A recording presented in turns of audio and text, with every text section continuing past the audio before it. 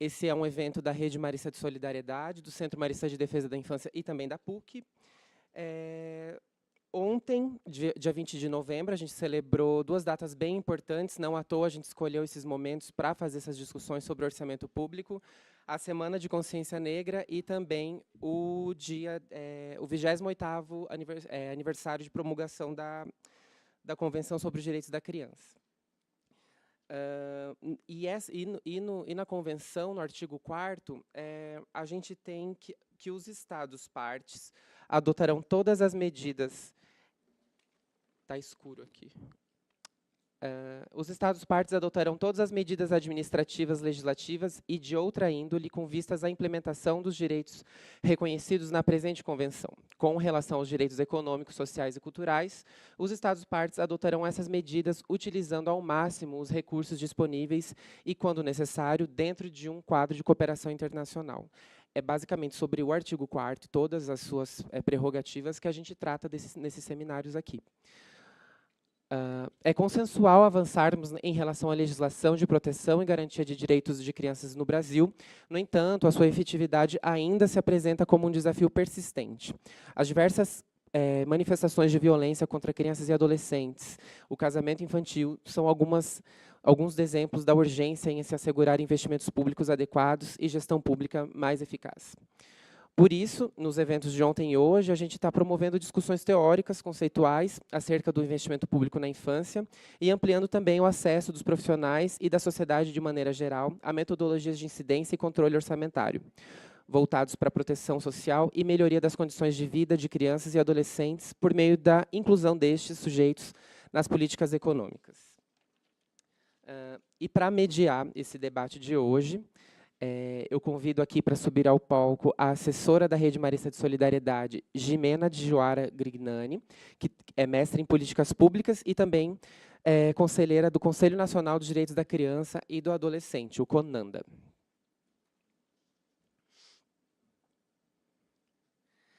Convido também Débora Reis, que é analista de orçamento público do Centro Marista de Defesa da Infância e conselheiro estadual dos Direitos da Criança e do Adolescente, que também fará uma apresentação de um relatório sobre o panorama do orçamento público para a infância no estado do Paraná.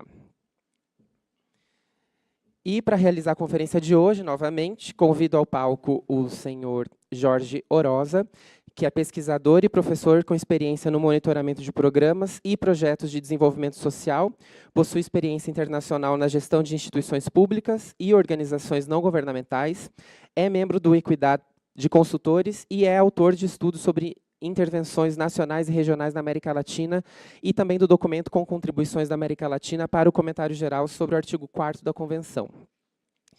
Só antes de passar a palavra para os convidados, alguns recados. A palestra dos nossos convidados vai, então, hoje até às 11h10, a palestra do Jorge e também os comentários da Débora. Depois disso, a gente tem 15 minutos de intervalo. E, no nosso retorno, a gente vai ter um momento para debate. Então, quem quiser mandar perguntas e fazer perguntas, pode fazer com o microfone aqui ou então mandar para o WhatsApp. Se vocês quiserem anotar o número, é o 98-802-8813. Repetindo, 98-802-8813. Aí vocês mandam, eu leio, a gente faz um compilado de perguntas e repassa aqui para o palco. E às 11h30 a gente volta com esse debate, então. Quem não recebeu aqui também os documentos com um resumo das metodologias que o Jorge está apresentando aqui no evento, eles estão disponíveis no site do Centro de Defesa e também lá onde vocês fizeram a inscrição, no site do seminário.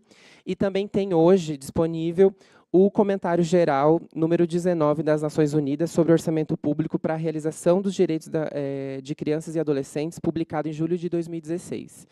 É uma versão traduzida desse documento. E é isso. Muito obrigado pela atenção e desejo a todos um bom evento. Passo agora a palavra para a Jimena, que está sem microfone. Vem para cá.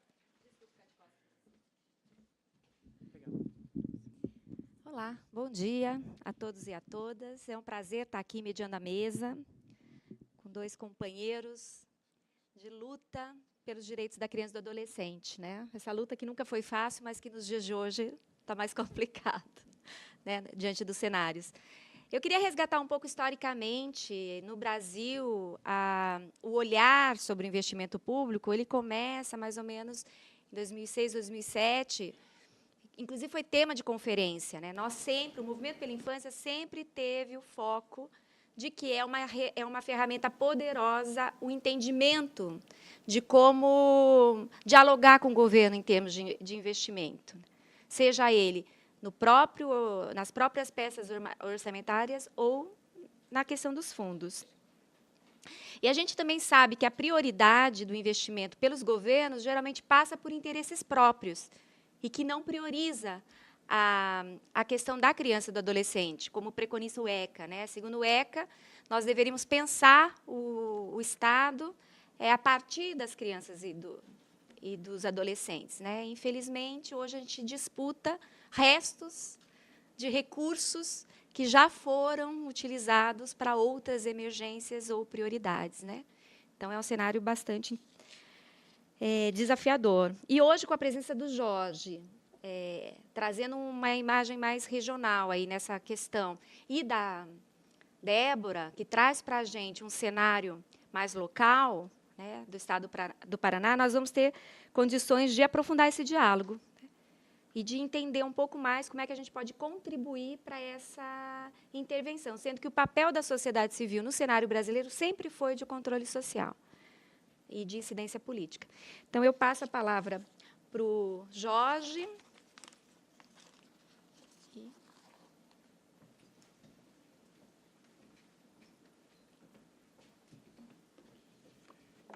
Buenos días. Muchas gracias por regalarnos su tiempo para conversar sobre este tema de cómo lograr que los estados inviertan en los niños. Yo quisiera empezar con una anécdota. La siguiente, por favor. Contando una historia. Tengo un amigo que se llama Esteban, con un nombre alemán impronunciable, que era director de Visión Internacional en Bolivia. Y tenía un presupuesto de $13 millones al año para promover trabajo con los niños. Y participó en un concurso, en un taller que hicimos en Panamá sobre inversión en infancias. Y nos dijo lo siguiente: en Bolivia nosotros trabajamos con el 3% de los niños, 93.000 niños, y les damos todos los servicios, vacunas, alimentación escolar, les controlamos la anemia, parásitos se dice, les enseñamos a participar, a que no acepten el castigo físico, y las evaluaciones que tenemos son bastante buenas. Y esos $13 millones al año son bien gastados. Pero yo tengo un problema de conciencia muy grande. ¿Y qué hacemos con el 93% de los otros niños de Bolivia? Y he llegado a una conclusión. Y es que tenemos que hacer incidencia política como parte de nuestro trabajo. Porque no vamos a ampliar nuestro presupuesto a $50 millones o a 100 y no vamos a reemplazar al Estado.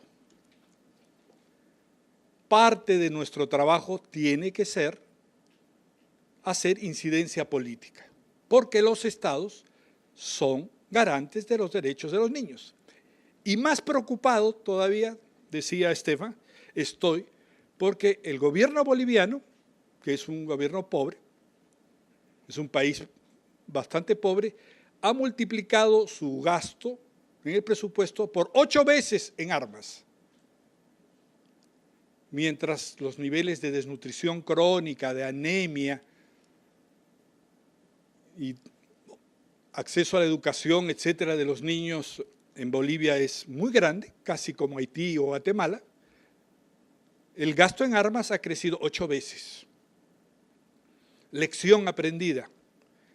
Parte de nuestro trabajo con los $13 millones tiene que ser hacer incidencia política. Es cierto, nuestro trabajo tiene un sentido profético, es decir, muestra que se pueden hacer cosas con los niños y muestra cómo el reino por el cual nosotros trabajamos está presente hoy día. Por eso, decía yo, que soy director del programa de Bolivia, me siento en una carpeta, en un pupitre, como alumno, para que aprender a hacer incidencia para que los estados inviertan. Bueno, después llegó a ser el director de América Latina de Visión Mundial y ahora es director de América del Sur para Visión Mundial.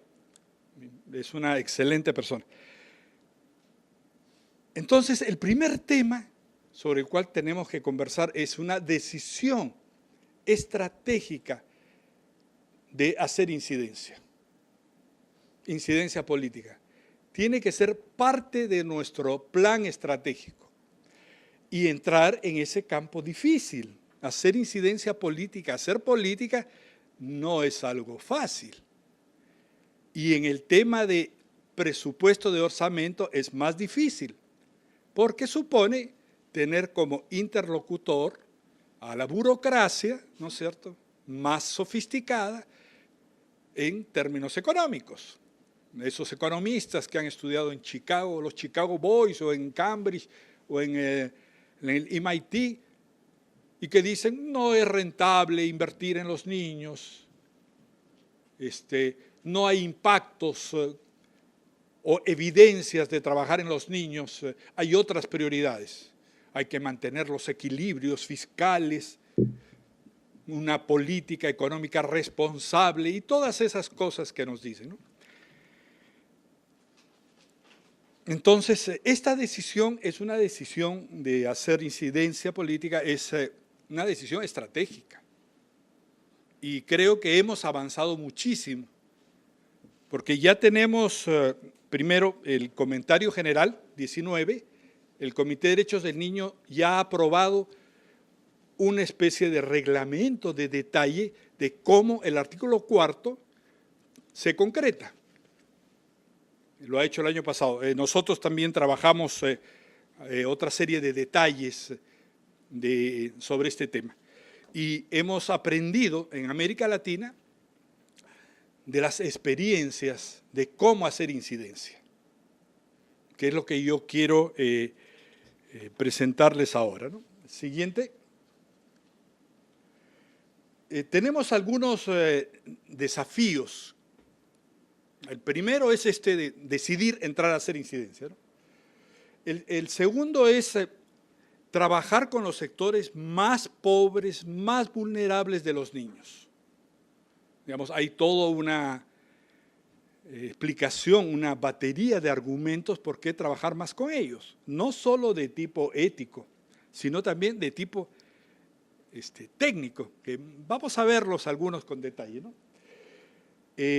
Otro reto que tenemos es sistematizar nuestra propia experiencia de trabajo directo, de promover la educación, la salud, la participación, sistematizar esas experiencias y ese trabajo para convertirlas en políticas públicas.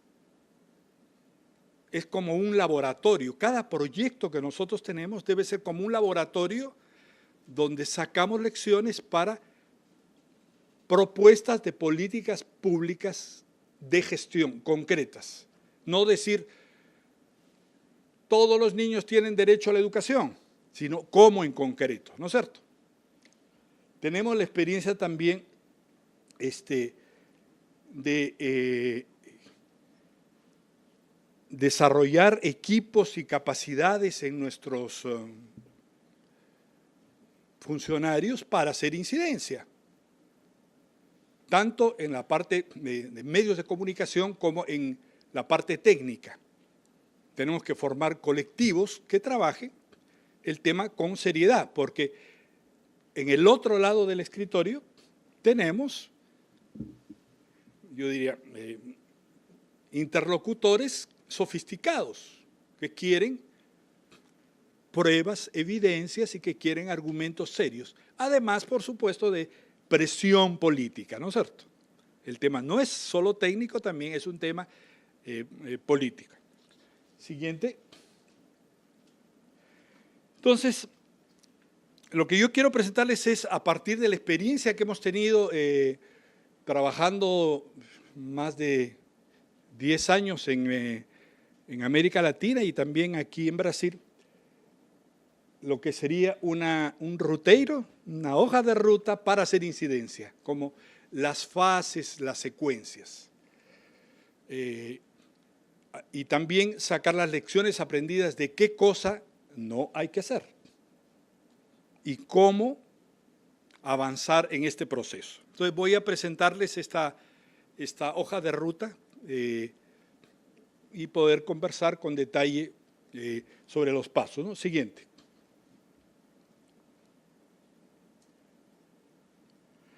En primer lugar, hay que constituir un grupo de trabajo, un colectivo. Después vemos fase por fase. O sea, tiene que ser una decisión no de una institución, sino de un colectivo, de varias organizaciones.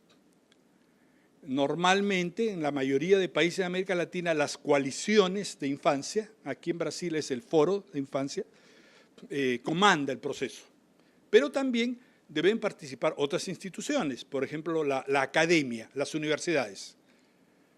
En varios países de América Latina, las universidades de los jesuitas, y que ahora yo espero que las de los maristas, se pueden incorporar a este trabajo, porque hay alguna serie de temas de tipo muy técnico y se pueden hacer tesis, estudios, investigaciones, estudios de mercado.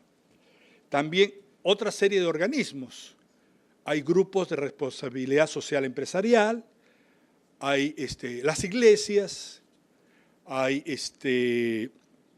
organizaciones de niños, hay UNICEF y otras organizaciones. La idea es convocar a la mayor cantidad de organizaciones en este esfuerzo de hacer incidencia.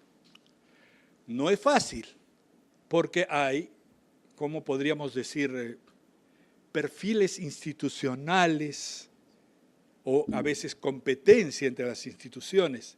Hay desconfianzas.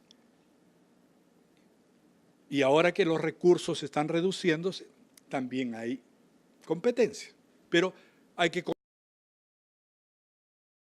En muchos países se ha logrado constituir este grupo de trabajo, que debe tener un grupo pequeño, que es como una especie de secretaría técnica que comande el proceso y que desarrolle el plan, ¿no?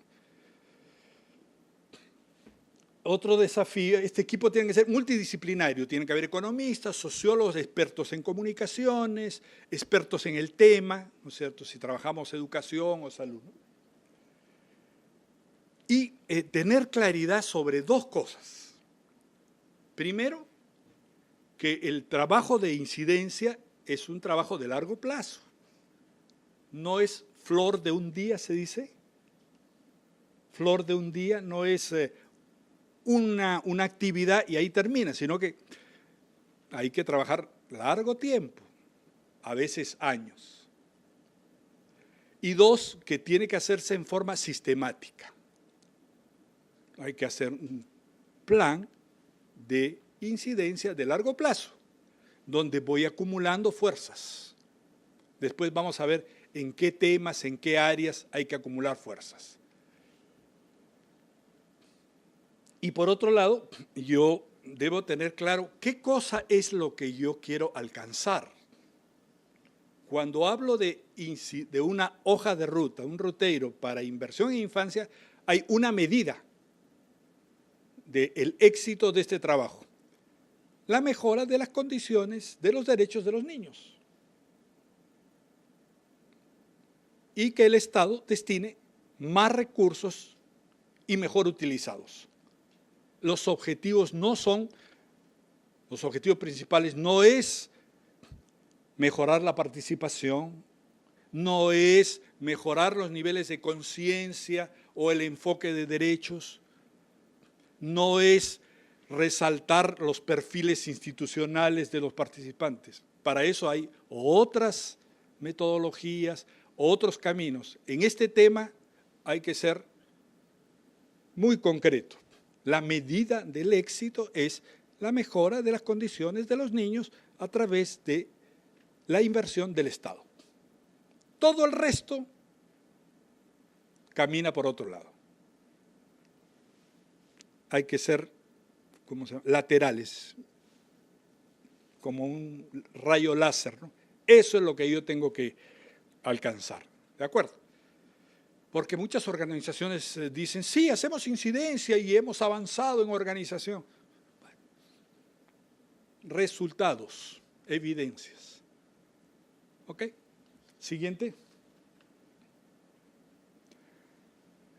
En este proceso hay fases, hay como tiempos. Y en cada tiempo, en cada fase hay hitos, hay resultados intermedios. Debo fijarme metas muy precisas que puedan ser verificables, por más pequeñas que sean. Y por otro lado, ir de menos a más. Lo que decía ayer, no se puede comer un elefante de un bocado. Yo no puedo alcanzar el 6% del PIB para educación en un año. Tengo que avanzar poco a poco en un proceso de acumulación de fuerzas, como una guerra de guerrillas, no una gran batalla y ahí termina. Tengo que ganar posiciones con mucha inteligencia, con mucha flexibilidad. ¿De acuerdo? Siguiente. Esa hoja de ruta debe tener como contraparte una amplia movilización social y política. Porque quienes toman las decisiones sobre el orçamento público se resisten, no están de acuerdo. Y por otro lado, la distribución de recursos en los orçamentos públicos es una batalla. Todo el mundo quiere una parte. Quien más organizado esté, quien más poder tenga en los medios de comunicación, quien más presión pueda hacer, se va a llevar la mayor parte.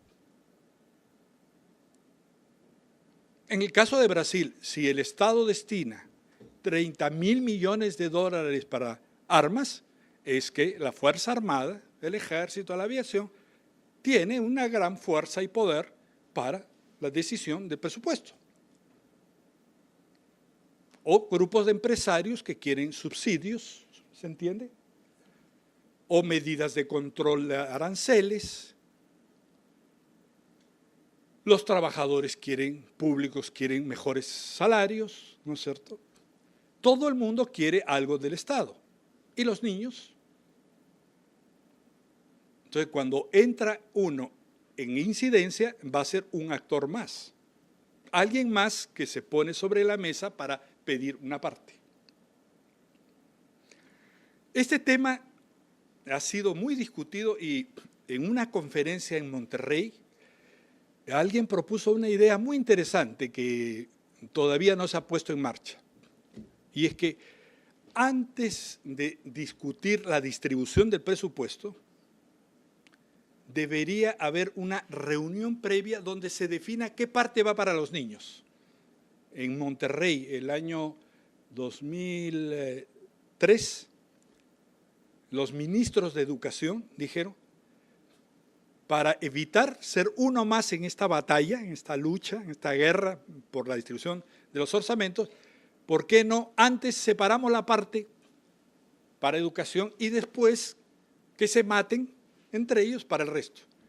Y nosotros cogimos esta propuesta y dijimos, no para educación, para los niños, para entrar en condiciones, para estar en mejores condiciones en esa batalla. Porque es diferente ser un actor más a decir, primero cojo mi parte y después que el resto que se maten entre ellos. ¿Se entiende? Pero es bien difícil lograr esa medida, ¿no? Primero destinar para los niños y después el resto. Pero bueno, un elemento esencial en este proceso es la movilización social, porque no van a decidir a favor de los niños de buena voluntad. Tampoco bastan los mejores argumentos técnicos que hay. Vamos a ver algunos argumentos, estos estudios de costo-beneficio, se llama, de la rentabilidad de invertir en los niños. Tiene que haber presión social, tiene que haber movilización. Por ejemplo, hoy día en Perú, en el trabajo que estamos haciendo de incidencia, hay una marcha, se dice, un plantón. O sea, que en el Congreso están todas las organizaciones que trabajan por los niños, más los niños, con unos globos blancos, proponiendo que se apruebe un programa presupuestal contra el castigo físico a los niños. Porque los recursos que el Estado destina están en una bolsa común, no hay un programa específico contra la violencia para los niños. Entonces, eso ejerce presión, porque cuando los parlamentarios están aprobando el presupuesto, tienen la calle en movimiento, ¿no? Bueno, hay diversas formas de movilización, vamos a conversar algunas de ellas, ¿no? Siguiente. Bueno, nosotros hemos esquematizado 10 fases, 10 momentos, y en cada uno de ellos con algunos hitos.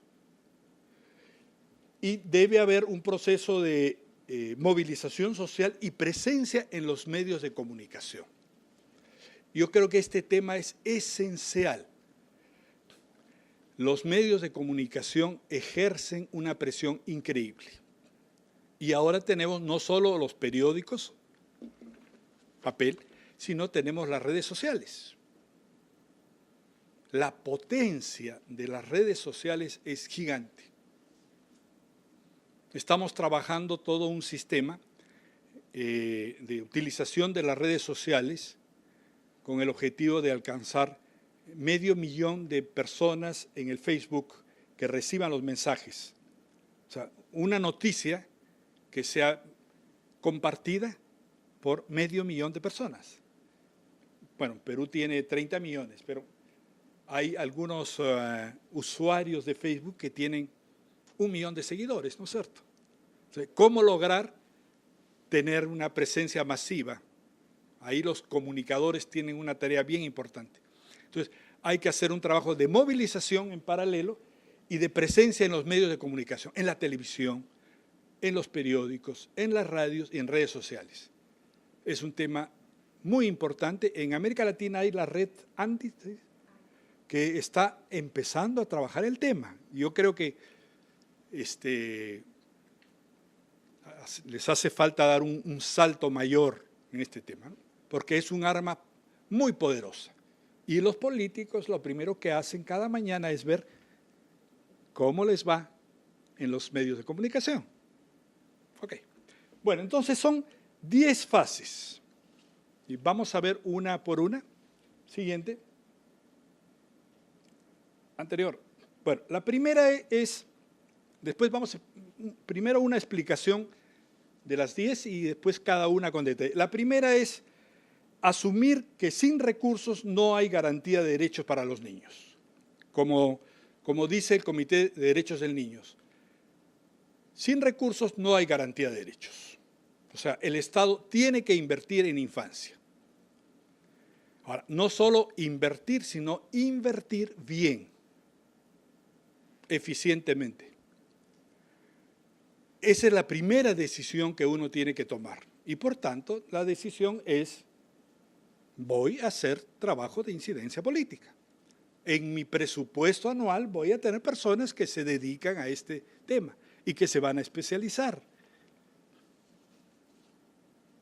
No es fácil esa decisión. Muchas organizaciones están muy satisfechas, muy felices con el trabajo que hacen. Sí, yo hago trabajo de promoción de la educación. en los sectores populares, por ejemplo, Fe y Alegría. Bueno, ¿y cómo influye eso en la educación nacional? Otras organizaciones dicen, sí, yo doy servicios de vacunación a los niños. Sí, yo promuevo la participación, hago programas de desparasitación. Muy bien.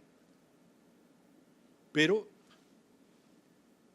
esa ruta no lleva a una solución para el conjunto de los niños. Sí es importante y tiene un sentido profético, como yo digo, pero tiene que ser complementada con incidencia política y tiene que ser la base para hacer incidencia política. Por eso, yo siempre digo que en todo proyecto tiene que haber un cuarto objetivo, que es sistematizar la experiencia y ver cómo aporta a la política pública. Siempre tiene que haber, porque el impacto de ese proyecto en el aporte a políticas públicas y a incidencia a veces es más importante que el propio proyecto. Así sea de 5, 10, 20 millones de dólares o de reales, tiene que ser concebido ese trabajo de promoción directa como parte de este proceso de incidencia. Es un cambio de chip, de enfoque muy importante. Y hay resistencias, porque muchas organizaciones que trabajan a favor de la infancia tienen miedo de hacer política, porque también tiene sus riesgos. Sus riesgos no solo de prestigio, sino a veces riesgos de la vida, ¿no es cierto? Porque uno está afectando intereses. Hay muchos casos sobre este tema. La segunda fase es organizar la movilización social.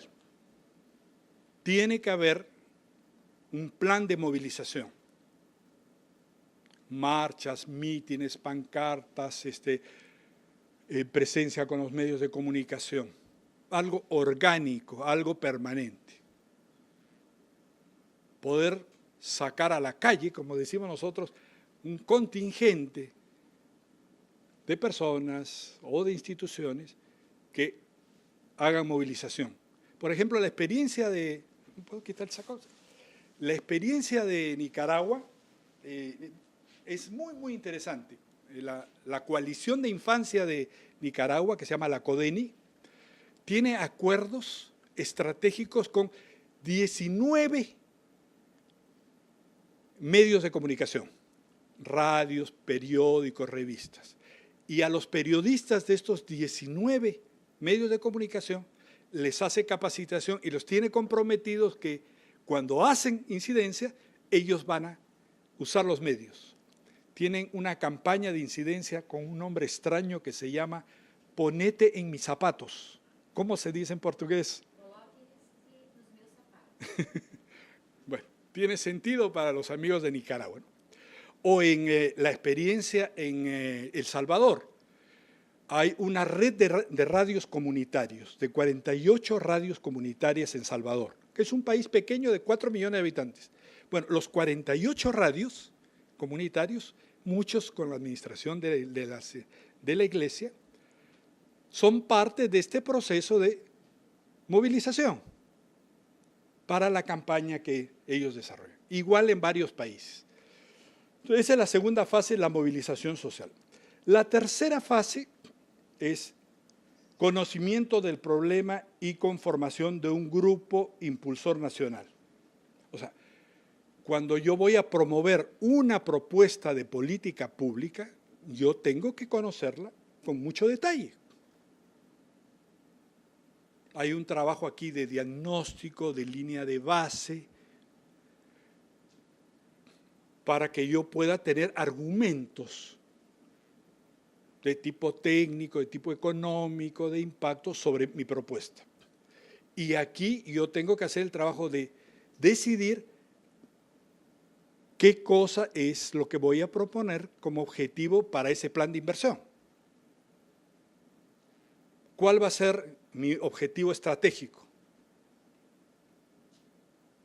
Por ejemplo, en el caso de Perú ahorita hay 3 hay 3 aspectos que se han priorizado para la incidencia. Primero, creación de un programa presupuestal contra el castigo físico. Segundo objetivo estratégico, mayores recursos para eliminar la anemia de los niños. 60% de los niños en Perú tienen anemia y la anemia tiene efectos muy grandes sobre el desarrollo del cerebro. Y el tercero, reducir la desnutrición crónica. En otros países hay otros objetivos muy precisos. Por ejemplo, en Ecuador se puso como objetivo que los municipios, los gobiernos locales, destinasen 25% de su presupuesto para los niños. Fue un objetivo muy amplio, ¿no? O en otros lugares, que se abra un programa presupuestal por resultados para salud básica para las madres, que incluye preparar a la madre toda una capacitación y todos sus controles, y cuando el niño nace, 6 meses de lactancia materna exclusiva, ¿no es cierto? Y que haya parto institucional, un programa de ese tipo, ¿no? Hay un paquete de posibles propuestas y yo tengo que evaluar las propuestas y evaluarlas con varios criterios y deben ser propuestas de tipo realizable. Después las vemos con detalle, ¿no? Pero tengo que tener ese conocimiento y aquí tengo que hacer un trabajo muy minucioso que se llama visibilización de la inversión pública en los niños. O sea, responder a la pregunta, ¿cuánto gasta el Estado? ¿Cuánto invierte el Estado en los niños? Tengo que releer el orçamento público para ver cuánto se gasta. Yo quisiera podemos pasar a la lámina número 5, 7.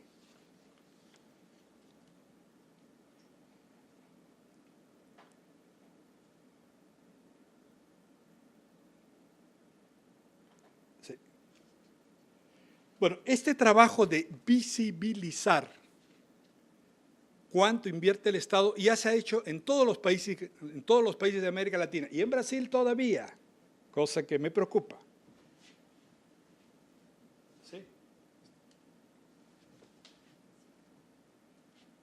¿Qué cosa encuentro cuando hago este trabajo, ¿no?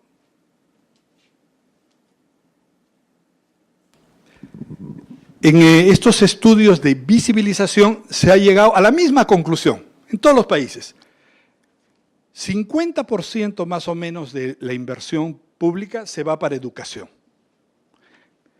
Para salud, la siguiente parte. Para alimentación y nutrición va bajando. Y todos los temas que tienen que ver con protección son pequeñas cantidades.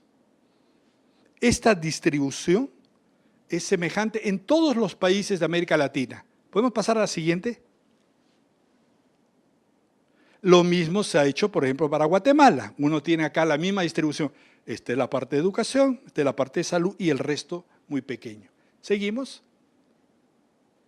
Lo mismo para El Salvador. Educación, salud, etc. Este trabajo hay que hacerlo con todo detalle. Ya se ha hecho, la metodología es conocida. El problema que tiene es que la parte de protección es casi invisible. Hay que hacer trabajos mucho más finos. ¿Cuánto se destina para niños en situación de calle? ¿Cuánto contra el abuso sexual? ¿Cuánto para la explotación sexual? ¿Cuánto para niños trabajadores? ¿Cuánto para justicia juvenil restaurativa? Este detalle hay que trabajarlo, porque la parte de educación, salud, alimentación y nutrición son las más grandes. Pero ¿por qué es importante hacer este trabajo? Para saber qué me voy a plantear. Si yo digo, vamos a mejorar la educación, supongamos un incremento del número de escuelas, o que las escuelas tengan no un turno, no 2 turnos, sino 1, o sea, jornada escolar completa. Lo que estoy diciendo es, yo quiero que ese presupuesto de educación aumente en 20, 30%. O sea, me estoy planteando un objetivo, una meta que en términos presupuestales es muy grande. Y para lograr eso tengo que tener una gran fuerza, ¿no es cierto? Pero en cambio sí me planteo otra cosa. Recursos para anemia, como estamos haciendo en Perú, recursos para el castigo físico, para eliminar la desnutrición crónica en la parte de educación, estoy hablando de un monto pequeño, que sí lo puedo alcanzar y sí puedo acumular fuerzas para poder enfrentar después los problemas más grandes. Entonces, este trabajo de visibilización me da elementos de juicio para poder decidir qué voy a poner como objetivo de este plan de incidencia. ¿De acuerdo? Yo no digo que no hay que trabajar educación, por supuesto. En Perú, un aumento de R$1 por maestro cuesta $1 millón al día. O sea, si quiero mejorar significativamente las remuneraciones de los maestros, estamos hablando de una parte muy importante del presupuesto. Bueno, entonces, en esta etapa tengo que ver con detalle qué cosa voy a proponer, teniendo en cuenta este elemento. Después vamos a regresar a verlo con detalle. Regresamos a la lámina.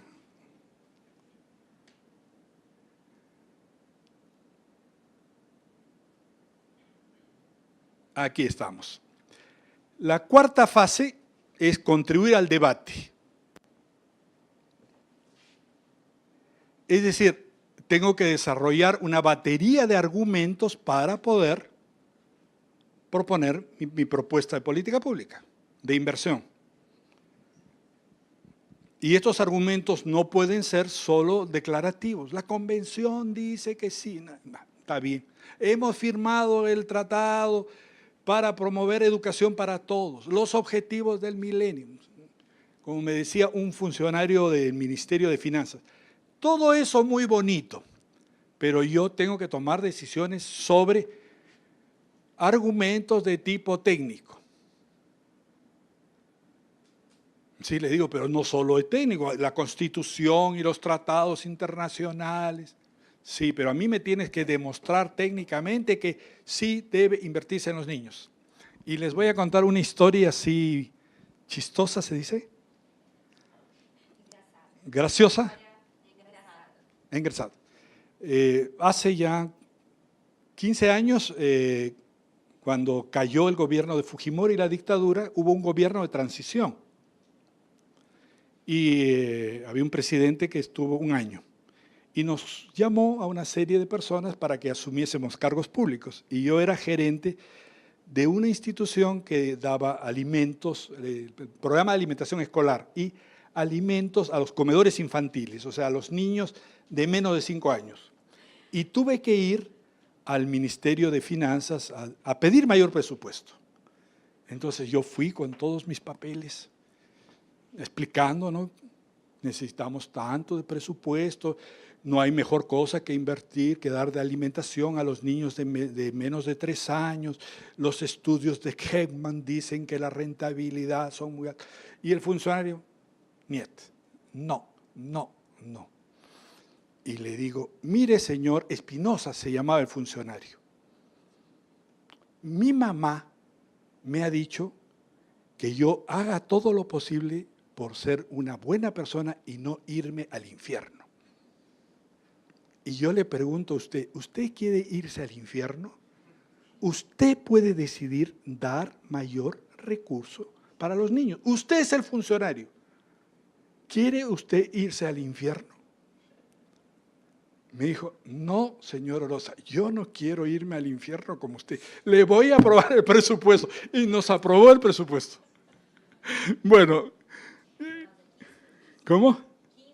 Ya. En otras palabras, uno a veces tiene que usar ese tipo de argumentos, ¿no es cierto? Bueno, la siguiente fase es contribuir al debate. La quinta es poner el tema en la agenda pública. Uno tiene que ponerlo en los medios de comunicación y que sea de sentido común, que la población diga sí hay que apoyar. Entonces hay que organizar campañas con mucho detalle, conversar con los periodistas, darles materiales, etc. La siguiente es influir en quienes deciden las políticas públicas. ¿Quiénes son los funcionarios que deciden? A veces un funcionario de segunda categoría es quien decide. A veces son los parlamentarios, a veces es el ministro. Hay que hacer todo un trabajo, ¿no es cierto?, de mapa de actores, hay materiales y guías sobre el tema, ¿no? La siguiente fase es efectivamente lograr que se aprueben las políticas públicas, pero políticas públicas operativas. O sea, no solo decir, habrá presupuesto. Ahí nosotros hemos aprendido una cosa bien importante, que cuando se aprueba una medida de inversión, tiene que aprobarse la cadena presupuestal. ¿Qué es eso? Es una partida en el presupuesto que pueda recibir los dineros para ese objetivo. Evitar que el dinero vaya a una cuenta más grande, a una partida grande, porque después los funcionarios la redestinan, ¿no es cierto? La siguiente fase, hay que poner en marcha la implementación de las políticas, asegurarse que se ejecutan, y uno tiene que tener indicadores de que se hace, porque en muchos casos se aprueban. Un ejemplo, se aprobó en un país de América Latina que el 50% del presupuesto no gastado, no ejecutado, se destina a un fondo para infancia. A ver, lo explico con detalle. La mayoría de instituciones del Estado no gastan todo lo que se presupuesta. Los niveles de ejecución óptimos son 90%. Entonces, quedan 10% del presupuesto. Ese dinero, ¿en manos de quién queda? De los funcionarios del Ministerio de Finanzas. Y ellos deciden dónde va. Plantean una ampliación presupuestal que apruebe el Parlamento o directamente el Poder Ejecutivo. Entonces, los funcionarios del Ministerio de Economía hacen una trampa. Subvalúan, subestiman los ingresos y los gastos. Entonces, cuando hay más ingresos y cuando no se ejecuta, ellos tienen una bolsa muy grande sobre la cual deciden. Y a veces esa bolsa es gigante.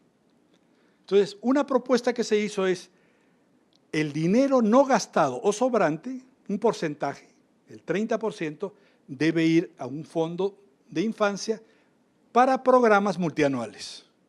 Y se aprobó en el presupuesto. Pero no nos aseguramos que hubiese las cadenas presupuestales para ejecutar. Y siempre habían, en las leyes que se aprobaban, por esta vez se exceptúa el destino de recursos para infancia. O sea, en la implementación misma de la política pública aprobada, uno tiene que hacer vigilancia. ¿De acuerdo? La siguiente es comprobar los cambios en la vida de los niños, eso tiene que concretarse en mejora de sus derechos y hacer vigilancia, seguimiento, y la última que sea sostenible, ¿no es cierto? Entonces aquí tenemos las 10 fases. Siguiente. Bueno, estas fases dependen de la coyuntura o de cada país en qué momento nos encontramos, ¿no es cierto? Hay temas que están en la agenda pública y que yo puedo avanzar. En otros casos ya hay los proyectos de ley. No son consecutivas necesariamente, ¿no? Yo quiero pasar a la lámina 26, por favor.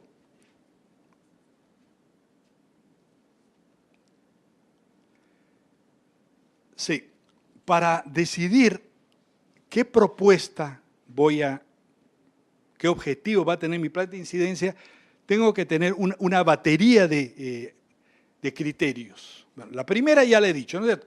Que haya recursos sostenibles, permanentes y que cambien la situación de los niños. Pero Hay otros criterios, que promueva los sistemas de cooperación entre las instituciones, que apoye a los pobres y a los más pobres, que tengan un beneficio-costo adecuado. ¿Podemos pasar un poquito más? ¿Algunas láminas? A ver, es la 5.3, por favor.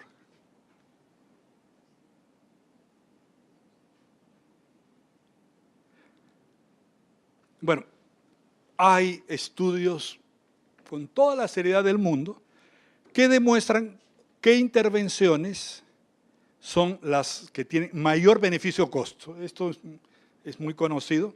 Mientras más pequeños sean los niños, la rentabilidad es mayor. O sea, los retornos de la inversión son mayores. Este es un argumento técnico incontrastable. La rentabilidad de invertir en niños y niños más pequeños es mucho mayor que invertir en carreteras, en seguridad, en cualquier otra cosa. Este señor ganó el Premio Nobel de Economía. También hay estudios más específicos por áreas. ¿Podemos ir a la siguiente? Más. Bueno, este es lo mismo, ¿sí? Siguiente.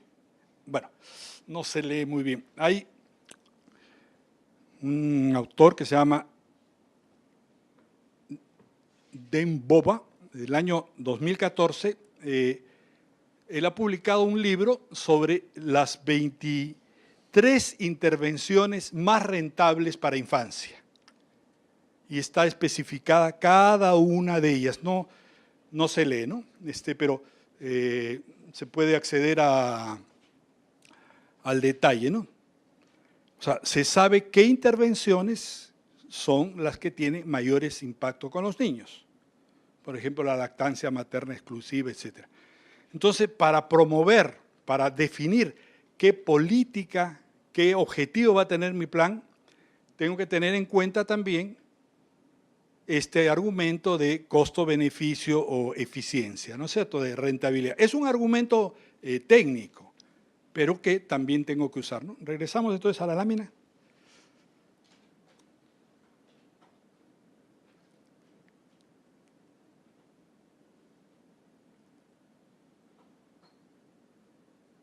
Siguiente, a las 26, perdón, no, la anterior, los criterios, antes.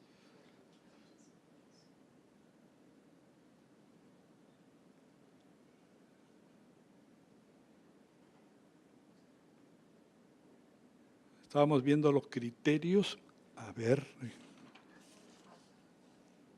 Ahí está, sí.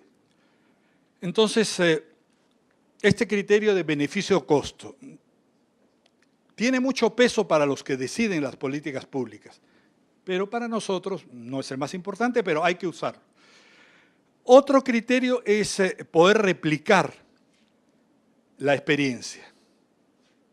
O sea, puede ser que se haga en una región, en un estado y después para otros estados, ¿no?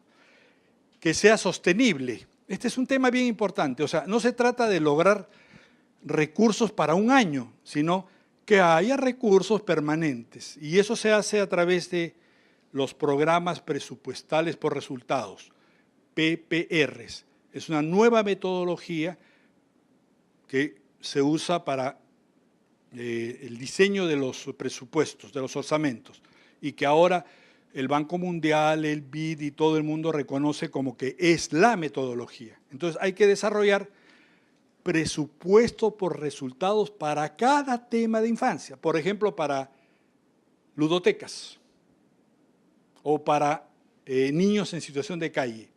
Eso asegura recursos permanentes, sostenibles, y no solo un año, ¿no? Otro criterio es el impacto, o sea, que tenga resultados y que lo pueda medir, ¿no es cierto? Que apoye a la organización y a la participación. Y ya nosotros ponemos nuestro plus, ¿no es cierto?, que promueva valores y formación humana, ¿no es cierto? No es solo un problema de más bienes y servicios. Solidaridad, ética, ¿no es cierto?, responsabilidad ciudadana, etcétera, ¿no? Y hay otros criterios. El de acumulación de fuerzas me parece importante. O sea, yo tengo que pensar que este plan de incidencia con este objetivo me da fuerzas para la siguiente etapa, o prepara el campo para la siguiente etapa. Y les doy un ejemplo bien importante. También tratando de responder a la inquietud de Jimena. Jimena me decía que en Brasil hay una tendencia a retroceder. Bueno, nosotros aprendimos que cuando hay una situación de auge económico, de situación buena, hay que plantearse el objetivo de la intangibilidad de los recursos destinados a la infancia. O sea, es fácil para un gobierno firmar un convenio, un acuerdo, un dispositivo que dice no se va a reducir los programas destinados a los niños. Mientras no le signifique mayor gasto, aprueba. Pero cuando haya que hacer un programa de ajuste fiscal, uno le saca. Ay, acordamos que no se va a reducir y que los programas se van a mantener. Por ejemplo, por los programas de alimentación escolar. Bueno, como suben los precios, el presupuesto no alcanza. Pero si yo tengo una propuesta, un acuerdo, que se va a mantener el número de raciones y de niños atendidos, se tiene que aumentar automáticamente, ¿no es cierto? Entonces, en base a este conjunto de criterios, yo debo decidir qué cosa quiero alcanzar con el plan de incidencia, ¿no? Bueno, ¿avanzamos? Bueno, ya hemos hablado de la visibilización de ese trabajo, de saber de cuánto cuesta. Yo tengo la metodología, he traído un librito donde se explica el detalle de cómo se hace en Perú, pero es un tema que se conoce, ¿no? Y se puede hacer a nivel local, estadual o nacional. ¿Sigamos? Bueno, hay un conjunto de propuestas que podemos conversar, ¿no? O sea, por ejemplo, la creación de un fondo para infancia, con los recursos no gastados u otras fuentes. Nosotros estamos promoviendo esta iniciativa en varios países. ¿Seguimos?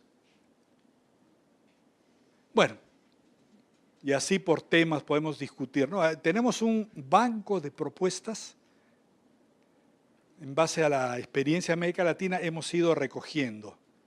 Seguimos, hay para educación, seguimos educación, hay para salud, seguimos, participación, etcétera, ¿no es cierto? Bueno, para cada etapa hay hitos específicos. En el PowerPoint hay cómo medir.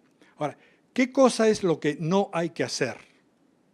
Quiero terminar con eso. ¿Dónde están los errores más grandes? Bueno, el primer error es tener en cuenta el tiempo en el cual propone una propuesta. Hay un ciclo presupuestal. Normalmente, el mes de enero de cada año se definen los programas presupuestales que se van a poner en marcha para el año siguiente. Entonces, si uno quiere un programa presupuestal, tiene el mes de enero como clave para que sea aprobado por el sector correspondiente, por ejemplo, por educación o por salud, y por el Ministerio de Finanzas. Después del mes de enero, ya no entra un programa. Después, el segundo momento es el mes de mayo, en casi todos los países, donde el Ministerio de Economía publica un documento que son las directivas para la preparación del presupuesto para el año siguiente. Y en esas directivas fija los techos presupuestales, el monto que se destina a cada sector. Entonces, antes del mes de mayo, uno tiene que hacer incidencia sobre el Ministerio de Finanzas para que destine recursos para el tema que me interesa. Porque una vez que ya hay un techo presupuestal, es más difícil incluir una partida nueva. Después, entre el mes de mayo y agosto, los los ministerios preparan el presupuesto. Entonces ahí el objetivo de incidencia, el sujeto de incidencia es el ministerio, porque el ministerio le dan su bolsa y distribuye. Entonces uno tiene que decirle, sí, pues yo quiero para esto, para lo otro. En agosto pasa al rango político, al Consejo de Ministros, donde consolidan y lo envían al Parlamento. Entonces, entre el 1 de septiembre y el 15 o 20 de noviembre, en el Parlamento, en la Comisión de Presupuesto, se aprueba. Entonces, ahí uno tiene que actuar sobre el Parlamento. Siempre es posible que en último momento se pueda poner una cláusula, algo. Pero si uno no tiene cuenta del tiempo, puede quedar fuera de juego, ¿no? Entonces, por eso uno tiene que hacer trabajo con anticipación. Otra cosa que no hay que hacer es, tiene que asegurarse que hayan las partidas presupuestales, las cadenas presupuestales.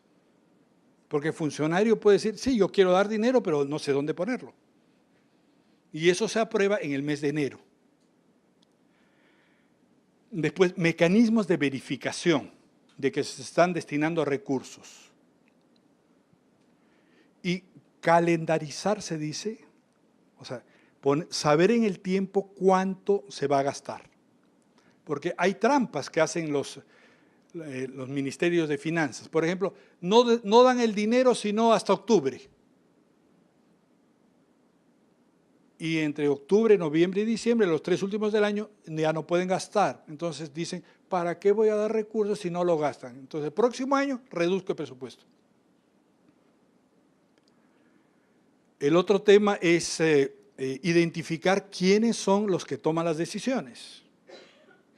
Por ejemplo, en Salvador, nosotros nos dimos cuenta, hicimos un trabajo de incidencia para recursos para la primera infancia. Hay una ley que se llama Ley Pina. Y nos dimos cuenta que la esposa del presidente tenía un nivel de decisión muy grande. Entonces, sobre ella, buscamos a ver en qué colegio había estudiado ella, en colegio de monjas, quiénes eran sus amigas, y pedimos una reunión. Le dijimos, señora, queremos que usted apoye, hable con el señor presidente para que se apruebe. Sí, cómo no. Lo mismo hicimos en Panamá, con la esposa del presidente Molinelli, creo que se llama, uno que ahora está en la cárcel. O con parlamentarios, hay parlamentarios que tienen una decisión muy grande. En Paraguay, en Perú, en otros sitios se ha formado un grupo de parlamentarios por la infancia. Entonces se los invita, se los explica y se les pide que ellos propongan propuestas. Y convenzan también el político. Cuando se trata de programas para niñas, hay grupos de parlamentarios de mujeres, entonces llamarlas a ellas. Entonces, este trabajo de incidencia política tiene un fuerte componente de movilización, de presencia en los medios, pero también tiene un componente de astucia. Hay que leer a Maquiavelo nuevamente, al príncipe, y se logran resultados, ¿no es cierto? Entonces, en nuestra experiencia, el grupo del comando mayor, que hace el trabajo de incidencia, tiene que ser muy sagaz, muy astuto en buscar el camino para hacer incidencia. Y la experiencia en muchos países de América Latina es que se logran resultados y se acumulan fuerzas y que es un trabajo especializado a nivel local, a nivel estadual y a nivel nacional. Hay materiales para hacer planes de incidencia, pero este sistema de hoja de ruta y pasos creo que puede ayudar. Bueno, muchas gracias, espero que les haya sido útil.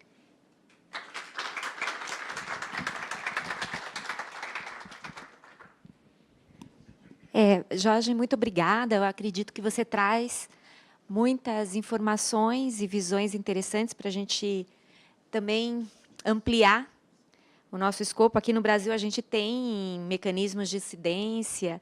Essa astúcia que você traz é sempre muito importante. E eu fiz alguns destaques aqui, que eu vou deixar para a plenária refletir, e já passo a palavra para a Débora, que vai trazer um pouco o cenário local, também neste mesmo tema, né? Você fala da questão que é uma bem provocadora, que qual é, né, a nossa decisão estratégica para a incidência. Eu acho que, assim, hoje, enquanto meta, e também pensar a longo prazo. A questão de trabalhar seriamente o tema. Hoje, às vezes, nos falta isso, o conhecimento técnico sobre. Né, a gente fica muito... Que aí é o outro tema que eu puxo, a pontuação entre o equilíbrio entre o técnico e o político. Às vezes, a gente carrega muito na fala política, mas a gente esquece que a gente precisa estabelecer diálogos, e, realmente, quem está por trás da gestão pública são técnicos, que devem ser respeitados também, são pessoas também muito comprometidas com a política, né, e que também sofrem com os governos que vão e vêm, com as decisões aí de interesses que, às vezes, passam por cima dele também. A questão de ir passo a passo, né, o menos até o mais, ir passo a passo, ter essa visão de futuro, onde a gente quer chegar, e utilizar as estratégias que a gente encontra para chegar lá. E a questão também de olhar, né? Eu acho que você traz essa questão de nós, que somos entidades de atendimento, né, de promoção de direito, olhar também o que a minha experiência, sendo sistematizada, agrega a outras realidades, né, agrega à política pública. Bem interessante. Passo a palavra agora a Débora. Lembrando que a Débora fala, depois a gente passa para um momento para intervalo e depois a gente volta para o debate, ok?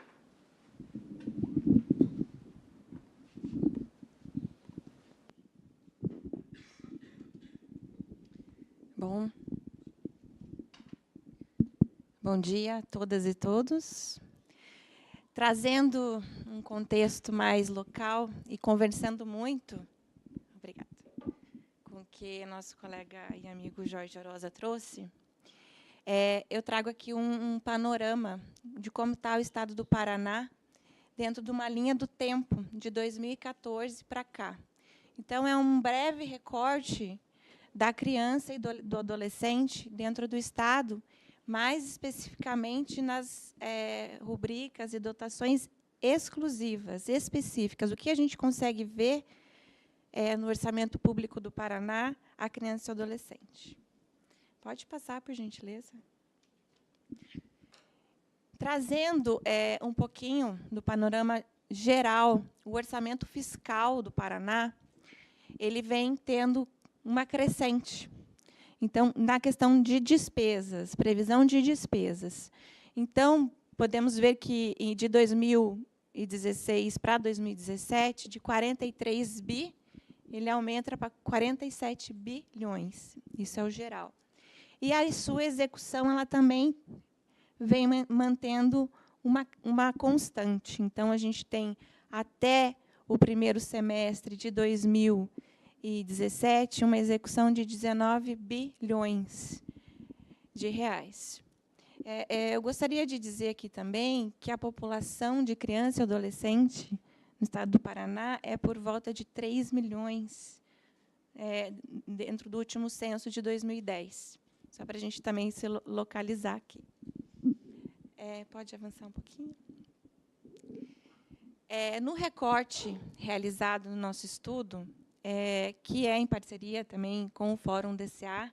O Fórum DCA é o fórum, uma coalizão de organizações da sociedade civil, que tem cerca de 40 organizações aqui no estado do Paraná.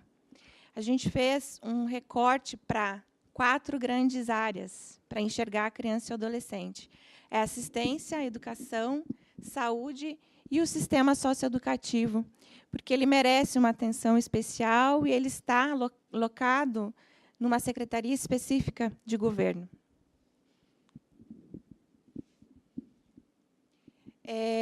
Assistência social. Eu vou começar por ela, porque é a que mais merece atenção. Dentro dos últimos 3 anos, em seus orçamentos totais, podemos ver o valor orçado, o valor pago, o gasto, e os percentuais de execução. Isso representa muito pouco. Trata-se da proteção social, que o nosso amigo Jorge Oroza diz. Há muito para a saúde, muito para a educação, mas a assistência ela fica a desejar. Tá? É onde fica a política da criança e do adolescente no governo do Estado. É a proteção da criança. Podemos avançar? Ele representa, do total do orçamento, a assistência, 0,04%. Muito pouco. Tá? Também vimos que a maior parte do que toma o orçamento é pagamentos de folha de pagamento, né? Mais de 50%. Então, fica uma margem muito pequena para se trabalhar políticas. Fazendo uma comparação da assistência, um recorte de primeiro semestre do ano passado e primeiro semestre deste ano, nós temos, este ano, uma baixíssima execução na área da assistência, 1,9% até julho de 2017. Então, já é um caso para a gente se pensar em como incidir sobre essa política, né? Essas ações. Pode passar um pouquinho? Então, dentro da assistência, nós temos o Fundo da Infância e Adolescência. Ficou errado ali, mas... Eu trago um panorama de execução do ano de 2016. Esse fundo, no Paraná, ele tem mais de 300 milhões de reais. Quem delibera por ele é o Conselho Estadual. Por mais que o Conselho delibere, a gente se bate na burocracia, na execução deste recurso. Então, ano passado, somente 26 milhões foram executados. Então, nós temos mais de 300 milhões. E, dentro desses 26 milhões, a gente consegue ver quais as áreas e quais as ações que foram contemplados. Então, a socioeducação foi o primeiro maior execução, com 36%. Editais para a sociedade civil, que complementam a política, são ações de complementação. Enfrentamento às violências, convivência familiar e comunitária, aprendizagem, um programa de governo chamado Adolescentes Paranaenses, área da cultura, centros da juventude, recursos destinados a comunidades tradicionais e um pouquinho ali para ações de brincadeiras na comunidade. Então, aqui eu trouxe as 10 maiores ações executadas com o recurso do Fundo da Infância. Muito pouco, pelo que o Conselho delibera de políticas e recursos para elas dentro do Conselho. Podemos avançar? Passando para a educação. A gente pode ter aqui um recorte dentro das peças orçamentárias. Então, ela abre por função, subfunção, e eu trouxe aqui um panorama mais fácil para a gente poder enxergar como está a educação. Então, existe lá, dentro da peça orçamentária, uma subfunção chamada educação básica, educação infantil, ensino profissional, que é os programas de aprendizagem. E, de um ano para outro, foram inseridos algumas subfunções, como a gente pode ver. Eu trouxe em vermelho alguns destaques, que eu acho que a gente precisa olhar para eles. Por exemplo, o ensino profissional. Em vários anos, aqui também é 45%. E também, a partir de 2016, volta um pouquinho, 46%.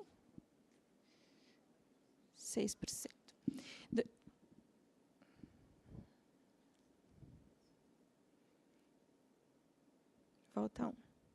Isso. Em 2016, o que chama atenção é a baixa execução para o ensino médio. Então, a gente precisa aprofundar o que aconteceu aqui, que essa execução foi baixa. Então, há como abrir essas contas e se debruçar sobre elas para ver o que foi que aconteceu dentro dessa subfunção orçamentária. Tá? Então, chama atenção para o ensino médio e o ensino profissional. Pode passar, por gentileza. Também um recorte de primeiro semestre, comparando do ano passado para esse ano. Então, o ensino fundamental, o ensino médio e o ensino profissional também chama atenção na sua execução dos valores pagos até o primeiro semestre. Pode ser que eles estejam em educação básica, mas precisa de uma análise mais aprofundada, só com o recorte dentro daquela subfunção. Mas, ao todo, dentro da educação, a gente pode ver que a execução é boa. Né? Ela tem uma execução, até porque a gente tem as leis, o percentual que precisa, dentro do orçamento, executar. É obrigatório, né, de educação e saúde. Saúde. Dentro da peça orçamentária, o que a gente identificou de específico para a saúde? Então, é a atenção à saúde do adolescente em medida socioeducativa e recuperação de deficiência nutricional. É o leite das crianças. É lógico que a gente sabe que tem outras ações que contemplam crianças também, mas o específico que tem dentro da saúde é isso. Então, é uma camada bem lá na frente do orçamento que se chama projeto atividade, que você consegue identificar a criança e o adolescente. Então, ainda não é na primeira função, na subfunção. Então, a gente tem uma execução relativamente boa, e ano passado ela aumentou. Pode passar, por gentileza.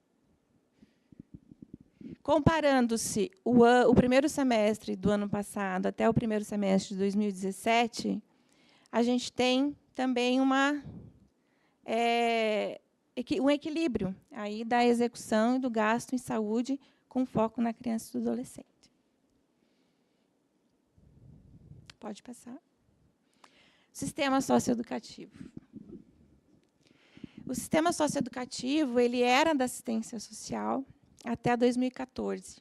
Em 2015, ele passa à justiça, à política da justiça e direitos humanos. Então, o que se tem na peça orçamentária é isso aqui, que se chama gestão do sistema socioeducativo. Ele vem com 134 bilhões em 2015, em 2016, 180. E a sua execução ficou em torno de 70%, 80% do orçado.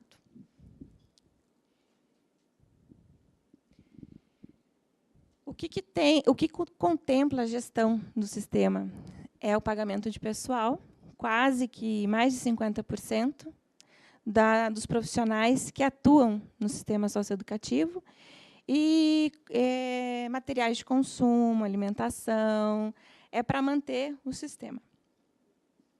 E aqui o recorte também até junho de 2017, do sistema socioeducativo. Pode passar. Trago aqui algumas considerações que a gente precisa.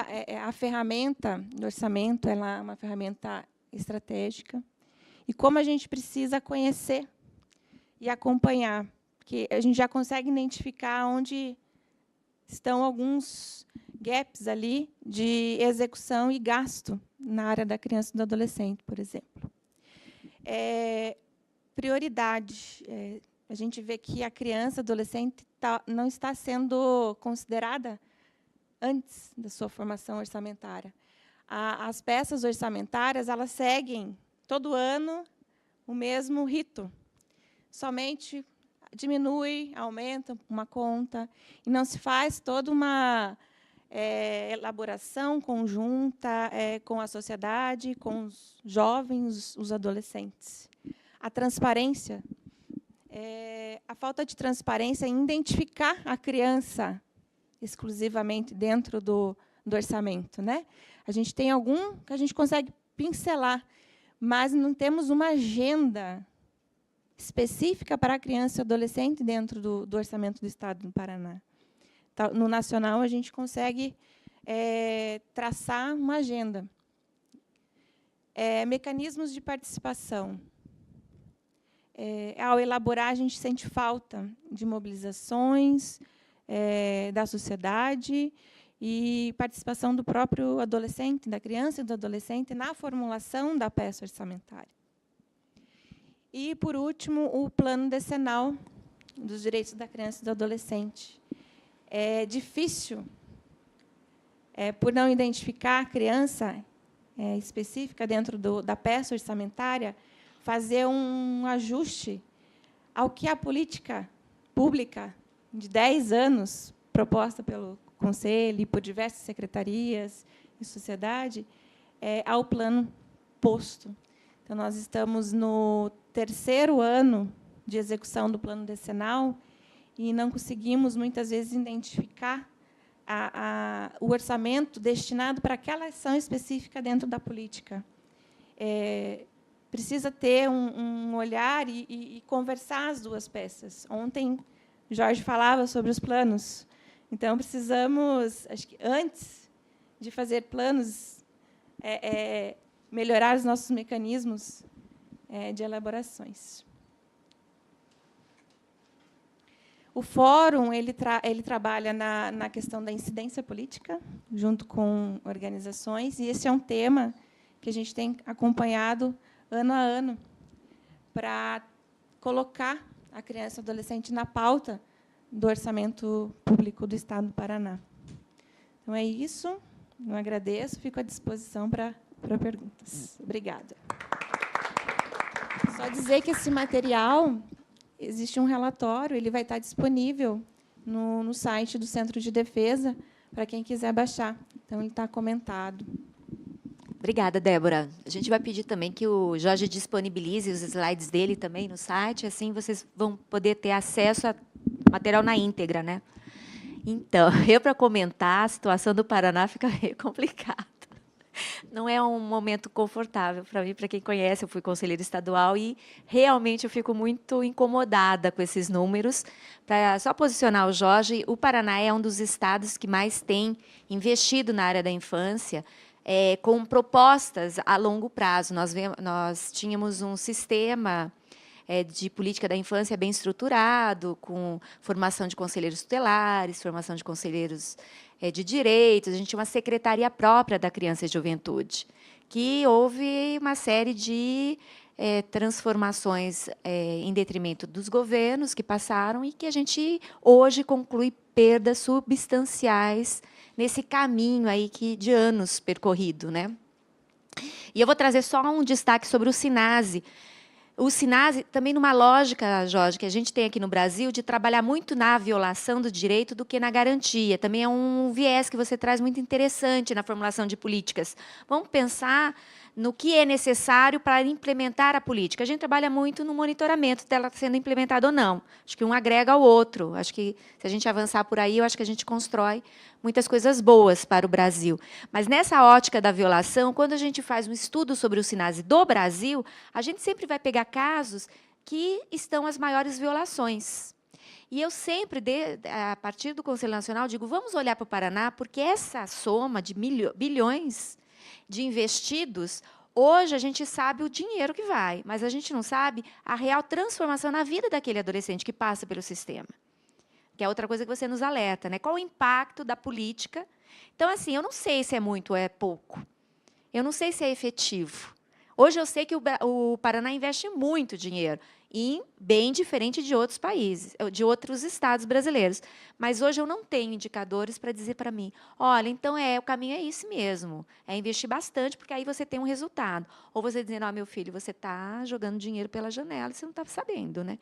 Então, mais uma vez, eu reafirmo que o caminho que a gente optou é fazer a avaliação do SINASE, e nessa avaliação a gente quer entrar com todos os indicadores, inclusive de estados que investem muito, muito, em detrimento, né, em comparação aos outros estados, neste tópico. Então, tá, muito obrigada a vocês. Vamos seguir, então, o nosso a nossa dinâmica, eu convido vocês a um pequeno intervalo de 15 minutos, depois a gente retorna e a gente abre para as questões, ok?